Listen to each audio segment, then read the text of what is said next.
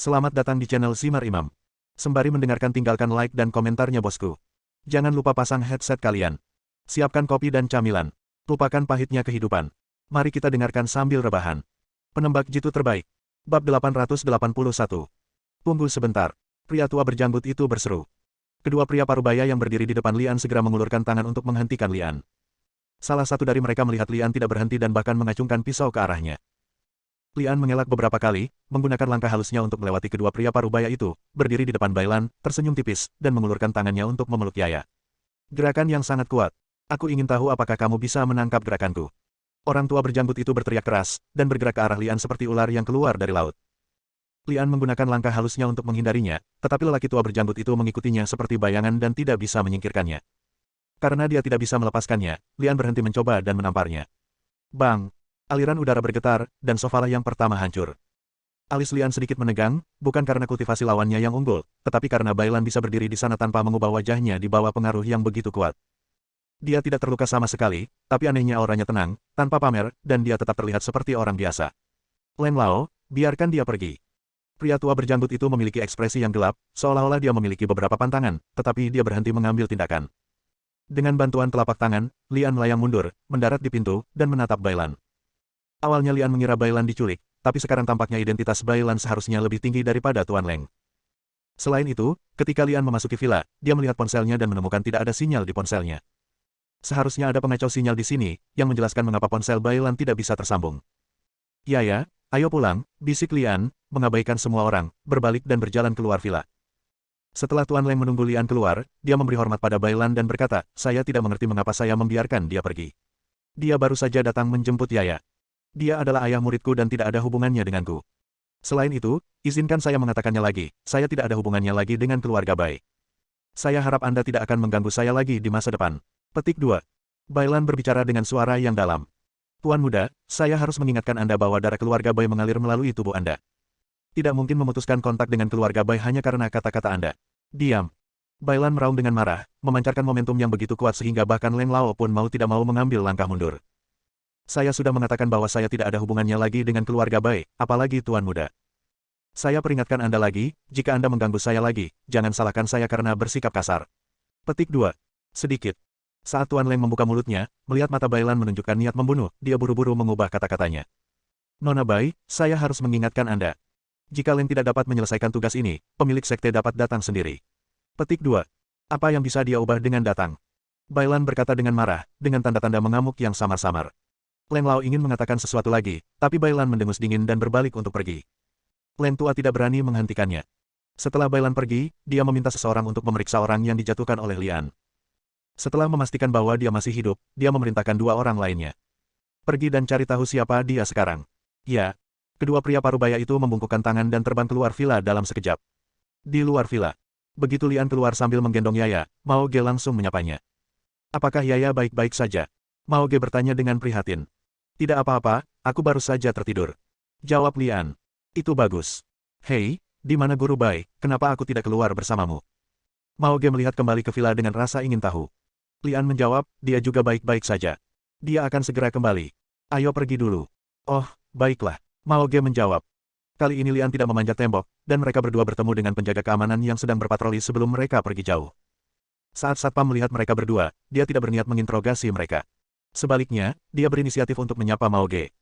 Setelah itu, Lian mengetahui bahwa Mao Ge sangat terkenal di daerah ini, dan bahkan kapten keamanan komunitas kelas atas ini adalah saudara iparnya. Pantas saja Mao Ge bisa memasuki komunitas ini tanpa hambatan apapun. Zhang Bing dan Huang mau dihentikan di luar komunitas. Ngomong-ngomong, seberapa banyak yang kamu ketahui tentang Guru Bailan Bai? Lian tiba-tiba bertanya. Karena Mao Ge adalah pemimpin lokal di sini, dia pasti tahu sesuatu tentang Bailan. Guru Bai. Mao Ge merenung sebelum berbicara. Saya hanya tahu bahwa Guru Bai bukan penduduk setempat dan tiba-tiba datang untuk mengajar di taman kanak-kanak 3 tahun lalu. Tahukah Anda, gadis cantik seperti Guru Bai selalu punya banyak pelamar. Tidak lama setelah Guru Bai mulai bekerja di taman kanak-kanak, dia menarik banyak pengagum. Salah satunya, Zhang Yang, adalah pejabat generasi kedua. Zhang Yang juga dianggap sebagai tokoh di daerah kami. Selain itu, ayahnya adalah seorang pejabat dan dia memiliki banyak uang di tangannya. Saya ingat dengan jelas bahwa setelah melihat Bailan, Zhang Yang mengancam akan menangkapnya dalam waktu 3 hari. Namun, yang membingungkan adalah Zhang yang tiba-tiba menghilang 3 hari kemudian. Konon dia pergi belajar ke luar negeri.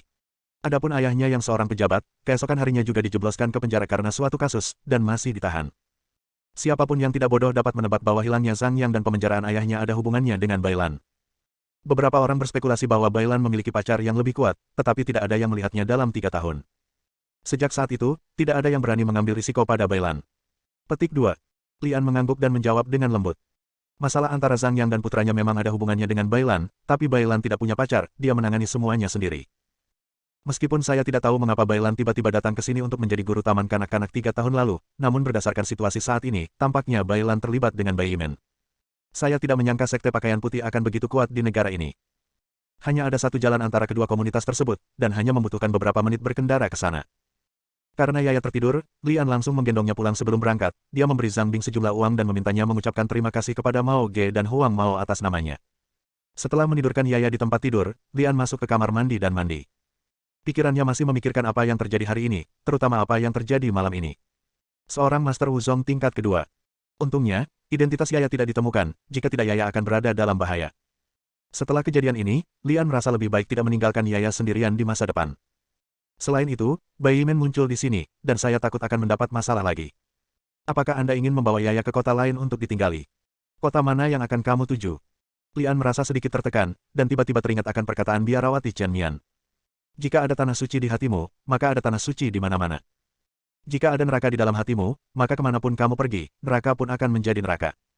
Bab 882. Keesokan paginya, Lian menerima telepon dari Liu Xia.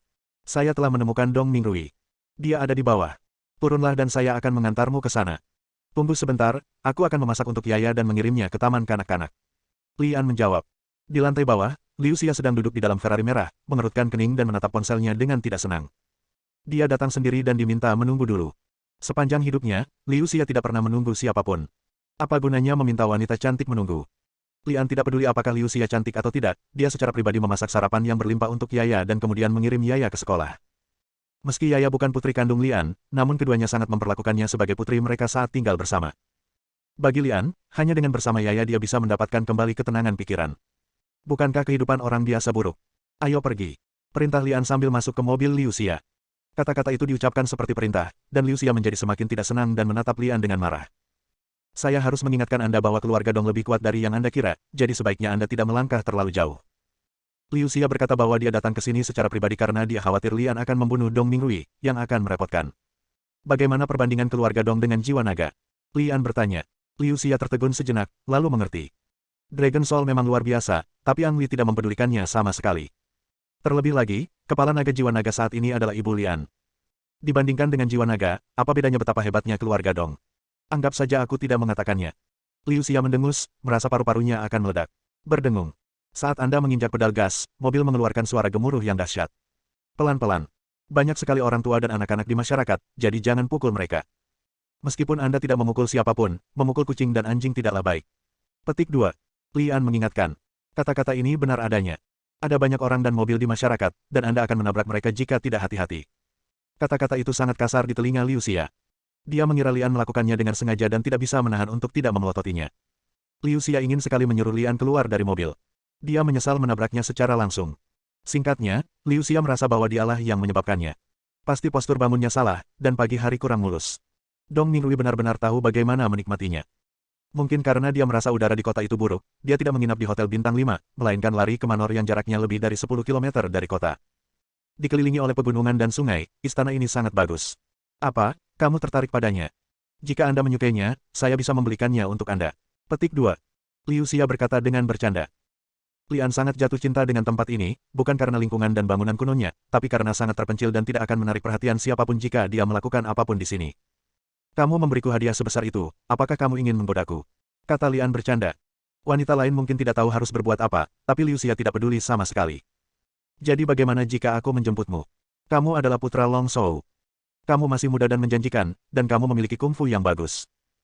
Jika saya bisa mendapatkan Anda, itu akan menjadi hal yang baik bagi saya dan keluarga Liu. Petik 2. Liu Xia mengutak-atik rambutnya dan dengan sengaja mengusap dadanya. Cantik sekali. Lian menelan ludah secara diam-diam. Jika bukan karena status khusus keluarga Liu di jiwa naga, dia pasti ingin langsung menghukum Liu Xia. Apa yang dikatakan Liu Xia adalah setengah benar dan setengah salah. Demi kepentingan keluarga Liu dan dirinya sendiri, jika Lian berani menikah, maka dia akan benar-benar berani menikah. Lian juga mempertimbangkan hal ini, takut dia tidak dapat menjelaskan hubungannya dengan Liu Xia, jadi dia menjauh darinya. Mau ikut denganku? Lian bertanya. Tentu saja. Sejujurnya, dia benar-benar tidak ingin melihat Dong Mingrui, tetapi jika Lian benar-benar ingin membunuh Dong Mingrui, dia merasa yang terbaik adalah berada di sana. Bagaimanapun, keluarga Dong cukup kuat, jadi dia harus menanganinya dengan hati-hati. Sesampainya di gerbang istana, Liu Xia menekan interkom pada kontrol akses dan berkata, "Nama saya Liu Xia. Beritahu Dong Mingrui bahwa saya sedang mencarinya." Dong Mingrui sedang berlatih kungfu berbaju hitam dan melakukan tai chi di tepi danau. Tai chi jenis ini bukanlah tai chi asli, melainkan dimainkan oleh pria dan wanita tua di taman. Dong Mingrui bermain dengan sangat lancar sehingga orang yang tidak mengenalnya akan mengira dia adalah ahli seni bela diri. Seorang biksu sedang duduk tidak jauh dari Dong Mingrui. Lengannya hilang dan masih dibalut perban. "Guru pencerahan, maksudmu kamu gagal?" kata Dong Mingrui. Wu Dao mendengus dingin. Dia tidak menyukai nada kata-kata Dong Mingrui. Jika dia tidak ingin meminjam kekuatan keluarga Dong, dia akan menamparkan Dong Mingrui sampai mati. Dong Mingrui melirik ke arah Wu Dao, dengan sedikit sarkasme di mulutnya, dan berpikir dalam hati, "Jadi bagaimana jika kamu adalah seorang ahli seni bela diri? Kamu masih harus mematuhi perintahmu sendiri. Guru pencerahan, karena Anda terluka, mohon istirahat selama beberapa hari dan bantu saya setelah cedera Anda pulih." Mata Dong Mingrui menunjukkan niat membunuh saat dia berbicara, dan sosok Lian muncul di benaknya. Sejak dia pergi karena malu hari itu, Dong Mingrui telah mencari seseorang untuk membunuh Lian, dan menurutnya Wu Dao adalah kandidat yang paling cocok. Siapa yang tahu Wu Dao akan kembali dalam keadaan terluka, yang membuat Dong Mingrui sangat tidak puas. Seorang penjaga keamanan bergegas saat ini dan melaporkan kunjungan Liu Xia ke Dong Mingrui. Ketika Dong Mingrui mendengar ini, dia berteriak gembira, "Silakan cepat masuk." Untuk meninggalkan kesan yang baik pada Liu Xia, Dong Mingrui mandi secepat mungkin, berganti pakaian bersih, dan menyemprotkan sedikit parfum ke tubuhnya. Dia tidak tahu bahwa inilah yang paling dibenci Liu Xia. Tidak peduli berapa banyak parfum yang dipakai pria, baunya tidak akan jantan sama sekali. "Xia, kenapa kamu punya waktu luang untuk datang ke tempatku hari ini?" Dong Mingrui berkata sambil tersenyum bahkan sebelum dia melewati ambang pintu. "Bagaimana pendapatmu tentang lingkungan di sini? Kalau suka, tinggallah beberapa hari saja sebelum berangkat." "Hah, ini..."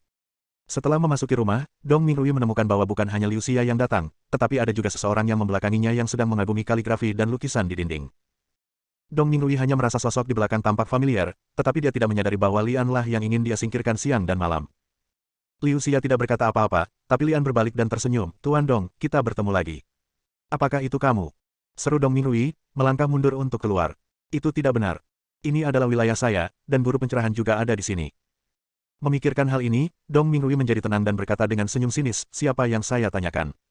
Ternyata itu Anda. Sungguh hal yang luar biasa. Kenapa, Tuan Dong juga mencariku?" Li Chang bertanya dengan ekspresi terkejut. Dong Mingrui tidak menjawab, tetapi melambai ke arah pintu dan memerintahkan pengawalnya, "Pergi dan minta guru pencerahan untuk datang." Bab 883. Lian secara alami melihat gerakan kecil Dong Mingrui, tapi tidak menganggapnya serius. Sekarang dia ada di sini, tidak peduli tuan apa yang Dong Mingrui miliki di sini, dia akan mengikuti. Kalau tidak, bagaimana cara membuat Dong Mingrui berbicara? "Kakimu sebenarnya sudah sembuh." Lian memandang kaki Dong Mingrui dengan heran. Terakhir kali mereka bertemu, kaki Lian patah hanya dalam beberapa hari, kaki Dong Mingrui benar-benar sembuh. Tampaknya keluarga Dong penuh dengan bakat, dan mereka sebenarnya memiliki seni menata tulang. "Xia, jika aku bisa, aku akan mengeluarkan hatiku dan menunjukkan kepadamu bahwa aku sangat mencintaimu." Dong Mingrui memilih untuk mengabaikan Lian dan berjalan mendekat untuk menyatakan cintanya kepada Liu Xia. Alis Liu Xia menegang, dia sangat tidak senang, dan kulitnya merinding. "Hei, apa kamu tidak ada hubungannya dengan dia? Katakan padanya secepatnya." Liu Xia berteriak pada Lian, sekarang dia berharap Lian bisa membunuh Dong Mingrui, sehingga dia tidak harus tinggal di sini dan menderita. "Apa, Xia, kamu tidak mencariku?" Dong Mingrui juga mengerutkan kening, mengira Liu Xia mendatanginya karena dia berubah pikiran. Mengetahui bahwa Liu Xia datang ke sini karena Lian, dia merasa lebih marah, dan niat membunuhnya terungkap secara tidak sengaja. "Apa yang kamu inginkan dariku?" Dong Mingrui menatap Lian dengan marah. "Apakah kamu kenal Kuzu?" Lian bertanya. Kelopak mata Dong Mingrui tenggelam, dan dia tiba-tiba bertanya, "Apakah kamu membunuh Kuzu? Dan bawahan yang aku kirim juga mati di tanganmu." Lian tersenyum tipis, mengetahui bahwa kunjungannya hari ini tidak sia-sia. "Mengapa kamu tertawa?" Dong Mingrui bertanya sambil mendengus dingin. "Tidak ada, aku hanya ingin tahu berapa banyak teman yang dimiliki Kuzu dan apa tujuan mereka. Aku harap kamu bisa memberitahuku," ujar Ang Li. "Katakan padamu, ini mimpi." Dong Mingrui mendengus dingin. Lian menggelengkan kepalanya dan menghela nafas, "Aku tahu kamu tidak akan memberitahuku begitu saja, kenapa kita tidak membuat kesepakatan?" "Setuju, kesepakatan apa?" Dong Mingrui bertanya. "Jika kamu memberitahuku, aku bisa menyelamatkan nyawamu. Kalau tidak, aku tidak punya pilihan selain mengirimmu menemui Kuzu dan bawahanmu." Ang Li berkata dengan tulus, seolah dia benar-benar sedang mendiskusikan kesepakatan bisnis dengan Dong Mingrui. Dong Mingrui gemetar, memikirkan metode Lian sebelumnya, mengetahui bahwa jika pihak lain tiba-tiba mengambil tindakan, dia pasti akan mati, jadi dia secara naluriah mundur beberapa langkah. Nama keluargaku Dong, aku bukan pelayanmu. Jika kamu terus meneriakiku, jangan salahkan aku karena bersikap kasar. Sebuah suara kasar terdengar, itu adalah pencerahan guru. Begitu Dong Mingrui mendengar suara Wu Dao, dia segera menenangkan diri dan berteriak kepada Lian, belum pasti siapa yang akan mati di sini hari ini. Jika Anda dapat membiarkan istana ini berdiri tegak, maka saya, Dong Mingrui, akan menulis ketiga karakter tersebut secara terbalik. Setelah jeda sebentar, dia berbalik dan berteriak. Guru pencerahan, yang saya inginkan dari Anda adalah membunuh anak ini, lakukan dengan cepat. Apakah itu kamu? Wu Dao mendongak dan melihat Lian menatapnya, berteriak, berbalik dan lari. Lian juga tidak menyangka akan melihat Wu Dao di sini lagi. Setelah Wu Dao terluka dan melarikan diri terakhir kali, Lian ingin menyingkirkan pelakunya untuk mencegahnya menimbulkan masalah lagi pada Su Xiaomei. Saat mereka bertemu lagi, Lian tentu saja tidak akan bersikap sopan. Begitu dia bergerak, Lian memblokir Wu Dao di pintu dengan kecepatan lebih cepat, mengangkat tangannya dan menamparnya. Sebelum Wu Dao terluka, dia bukan tandingan Lian. Terlebih lagi, dia terluka saat ini, dan telapak tangan Lian mengandung kekuatan telapak tangan Dewa Tathagata. Terdengar suara, pop. Wu Dao bahkan tidak memiliki kekuatan untuk melawan, dan langsung ditampar kepalanya oleh Lian. Darah berceceran di mana-mana, dan dia jatuh ke tanah dan mati di tempat. Dong Mingrui tampak tercengang. Dia awalnya ingin Wu Dao membunuh Lian, tapi Wu Dao ditembak mati oleh Lian begitu dia bertemu dengannya. Jika Anda masih memiliki ahli di sini, harap undang mereka secepatnya, jika tidak, Anda tidak akan memiliki kesempatan, kata Lian kepada Dong Mingrui. Di bawah tatapan Ang Li, Dong Mingrui pingsan di tanah, buang air kecil dan besar sepenuhnya. Melihat ini, Liu Xia menutup hidungnya dan melangkah mundur. Melihat reaksi Dong Mingrui, Lian mengetahui bahwa Wu Dao adalah orang dengan tingkat kultivasi tertinggi di istana ini. Kesepakatan yang saya sebutkan sebelumnya masih berlaku. Jika Anda memberitahu saya semua yang ingin saya ketahui, saya dapat menyelamatkan hidup Anda, kata Lian. Dong Mingrui menarik napas dalam-dalam dan berteriak dengan gemetar, ku bilang, aku akan menceritakan semuanya padamu. Selanjutnya, Dong Mingrui menjelaskan semuanya dengan detail. Faktanya, Dong Mingrui sendiri tidak tahu banyak. Orang yang benar-benar bekerja sama dengan Buddha Kegelapan adalah ayahnya Dong Xinlai. Buddha Kegelapan merencanakan konspirasi untuk menghapus agama Buddha asli yang diwakili oleh Shaolin, dan kemudian menggunakan kekuatan keluarga Dong untuk memperluas kekuasaannya dengan cepat. Mendengar kata-kata ini, Liu Xia merasa dingin di hatinya. Untungnya, dia tidak jatuh cinta pada Dong Mingrui. Jika tidak, jika keduanya benar-benar menikah, keluarga Liu akan dimanfaatkan oleh keluarga Dong dan menjadi musuh publik yang membantu para pelaku kejahatan. Faktanya, pernikahan antara kekuatan besar pada awalnya adalah tentang saling menguntungkan, tetapi keluarga Liu tidak menyangka bahwa keluarga Dong akan melibatkan Buddha Kegelapan. Bagaimana kamu ingin menghadapinya? Liu Xia bertanya. Kamu bilang kamu tidak akan membunuhku. Dong Mingrui berteriak dengan tergesa-gesa. Lian tersenyum dan berkata, jangan khawatir, aku menepati janjiku. Aku tidak akan pernah membunuhmu. Aku akan membiarkanmu keluar dari sini. Terima kasih, teriak Dong Mingrui berulang kali, merasa lega. Sama-sama, kata Lian dan meletakkan tangannya di kepala Dong Mingrui. Ah! Dong Mingrui menjerit dan jatuh ke tanah, mulutnya berbusa dan jatuh ke tanah.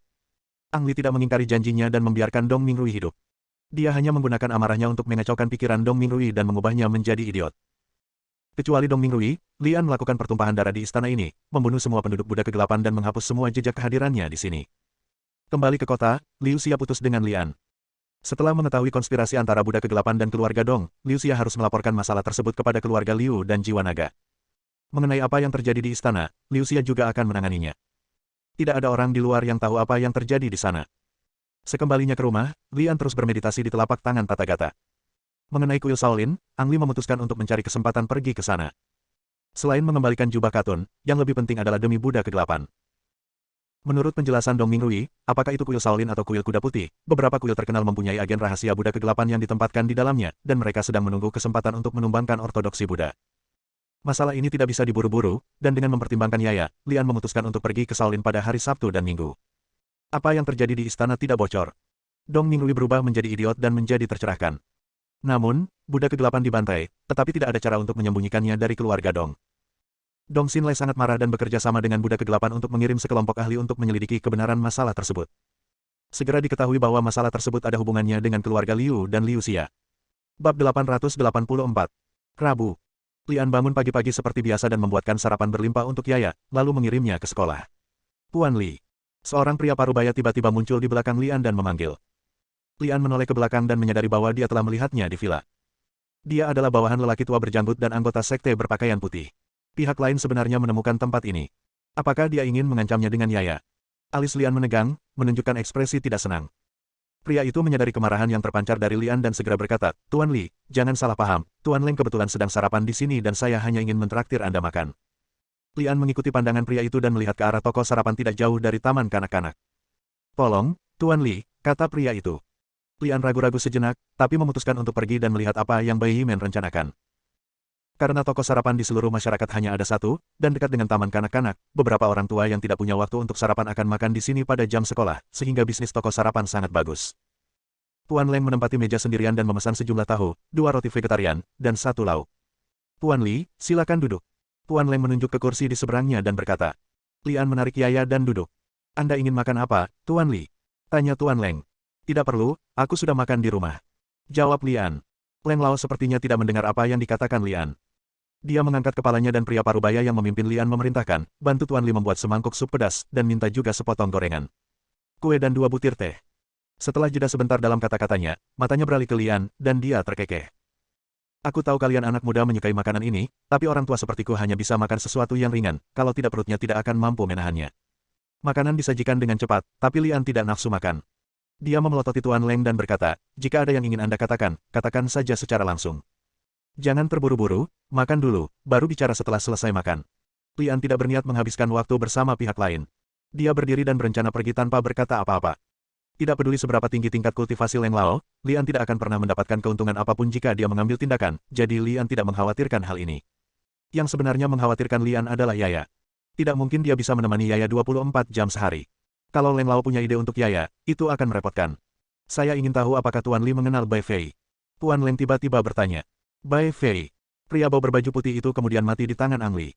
Agen AS menangani masalah ini dengan sangat baik, dan kematian Bai Fei menjadi kasus yang belum terpecahkan. Sekarang Tuan Leng telah menemukan Lian, itu berarti dia sudah mengetahui identitas Lian dan meragukannya. Hanya saja belum ada bukti yang pasti, dan apa yang saya katakan tadi hanyalah sebuah ujian. Aku tidak tahu. Lian menjawab, lalu berkata. Jika kamu tidak punya pekerjaan lain, pergilah. Mengapa Tuan Li menolak orang yang jauhnya ribuan mil? Sebenarnya, saya datang kepada Anda untuk memberitahu Anda hal lain. Kata-kata Leng Lao membuat Lian terdiam sejenak. Saya khawatir Tuan Li tidak tahu tentang hubungan antara guru Bai Lan dan Bai Fei, kan? Bai Lan dan Bai Fei, selain keduanya bernama Bai, Lian sebenarnya tidak tahu apa hubungan mereka. Mendengarkan perkataan Tuan Leng, Lian sudah menduga bahwa hubungan antara Bai Lan dan Bai Fei tidaklah sederhana. Bai Lan adalah saudara perempuan Bai Fei, saudara perempuan kandung. Leng Lao menyipitkan matanya dan tersenyum, dengan cermat mengamati ekspresi dan perubahan Lian. Akankah Bai Lan menjadi saudara perempuan Bai Fei? Lian sangat terkejut karena perbedaan usia keduanya cukup jauh. Karena Pak Leng mengucapkan kata-kata seperti itu pasti benar. Lian berkata dengan tenang, saya tidak mengenal Bai Fei. Hubungannya dengan guru Bai Lan tidak ada hubungannya dengan saya. Selamat tinggal. Setelah mengatakan itu, Lian keluar tanpa menoleh ke belakang. Pria parubaya itu mendekat ke telinga Leng Lao dan bertanya, apa yang harus saya lakukan? Jangan khawatir, ekor rubah pada akhirnya akan muncul, kata Leng Lao sambil mencubit janggutnya. Di taman kanak-kanak. Bai Lan berdiri di depan pintu kelas untuk menyambut para siswa dengan ramah seperti biasa. Begitu Yaya melihat Bai Lan, dia menarik tangan Lian dan berlari dengan gembira. Dulu Ang Li mungkin sedikit cemburu, tapi sekarang dia hanya khawatir. Jika Bai Lan mengetahui bahwa saudaranya mati di tangannya sendiri, maka... Saudara Li, ada apa? Bai Lan melihat ada yang tidak beres dengan ekspresi Lian. Oh, tidak apa-apa. Lian menggelengkan kepalanya, melambai pada Yaya, menyuruhnya untuk patuh di sekolah, lalu berbalik dan pergi. Dalam perjalanan, Lian merasa sedikit bingung. Hal-hal dalam keluarga Bai harus ditangani dengan cara tertentu, jika tidak, Yaya tidak akan bisa pergi ke sekolah dengan tenang. Ada juga konspirasi Buddha kegelapan. Ada banyak hal. Begitu Lian berjalan ke pintu rumahnya, dia menyadari bahwa pintu telah terbuka. Dia menggunakan kesadaran spiritualnya untuk memeriksa dan menemukan bahwa ada seseorang di dalam rumah. Maling. Seharusnya tidak seburuk itu, tidak ada barang berharga di rumah itu. Itu tidak mungkin Zhang Bing. Anak itu tidak memiliki keberanian untuk menerobos. Nafasnya berbeda, dan nafas orang-orang di dalamnya sedikit kacau. Dia mengeluarkan kunci dan membuka pintu. Begitu dia membuka pintu sedikit, Lian mengerutkan kening. Ada setetes darah di tanah. Pantas saja orang-orang yang ada di ruangan itu bernafas kebingungan. Setelah menyadari bahwa orang yang bersembunyi di dalam rumah tidak menimbulkan ancaman baginya, Lian membuka pintu dan masuk, berjalan ke ruang tamu, menuangkan segelas air untuk dirinya sendiri, dan berkata, tidak ada orang ketiga di sini, ayo keluar. Sesosok tubuh mungil keluar dari kamar tidur. Dia adalah seorang gadis yang tampak berusia sekitar 20 tahun. Dia pucat dan mengenakan jaket merah. Dia menutupi bahu kirinya dengan tangan kanannya dan ujung jarinya berlumuran darah. Tuan Li. Gadis itu memanggil dengan gemetar. Apakah kamu mengenalku? Lian bertanya dengan ragu, karena dia berjanji belum pernah melihatnya sebelumnya. Gadis itu mengangguk dan menjawab, saya dari Xia. Dia mengatakan kepada saya bahwa kamu tinggal di sini. Liu Xia. Li An sedikit mengernyit. Karena gadis itu adalah milik Liu Xia, dan dia terluka dan datang ke sini, satu-satunya penjelasan adalah bahwa Liu Xia sendiri dalam masalah. Masalah ini kemungkinan besar terkait dengan dirinya dan Buddha Kegelapan. Di mana dia? Li An bertanya. Gadis itu menjawab, mereka dibawa pergi oleh seseorang dari keluarga Dong. Keluarga Dong. Li An memikirkan Dong Mingrui, yang telah dibodohinya, dan merasa agak menyesal karena tidak membunuhnya. Keluarga Dong cukup kuat. Mereka menemukan Liu Xia begitu cepat dan mengambil tindakan. Kamu ingin aku menyelamatkannya? Li An bertanya.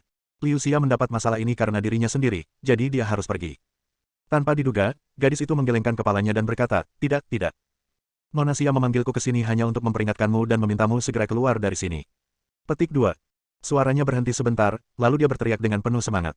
Tuan Li, orang-orang yang dikirim oleh keluarga Dong sangat berkuasa. Bahkan wanita muda itu bukanlah tandingan mereka. Sebaiknya Anda segera pergi dari sini dan mencari tempat untuk bersembunyi. Meninggalkan. Li An tersenyum pahit dan berkata, sudah terlambat. Bang! Pintunya dibuka paksa. Bersambung.